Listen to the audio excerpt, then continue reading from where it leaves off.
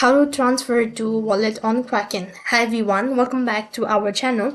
In this video, I'll be showing you the ways to transfer to wallet on Kraken. So in order to transfer to wallet, you have to first of all log in and make sure that the account is verified. After you're logged into your account, you need to go ahead and select wallet located right at the bottom. Next, you need to go ahead and select the withdraw button from the top, and as you do that, it's going to take you to this page where you need to go ahead and select the asset that you wish to transfer. As you're done with that procedure, then click on I understand to mark on the terms and condition. And next interface, you need to go ahead and enter in the wallet address of the receiver and enter an exact amount that you wish to transfer. As you're done entering the information, click the next button. After that, you need to type in the asset or that you wish to convert the currency. If you wish to, then select the asset and click the next button.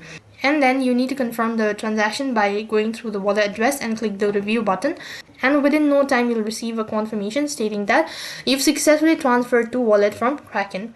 So that is how you can transfer to wallet. That is all for this video. I hope the video was helpful. Make sure to like, share and subscribe to our channel. Thank you for watching. See you in the next video.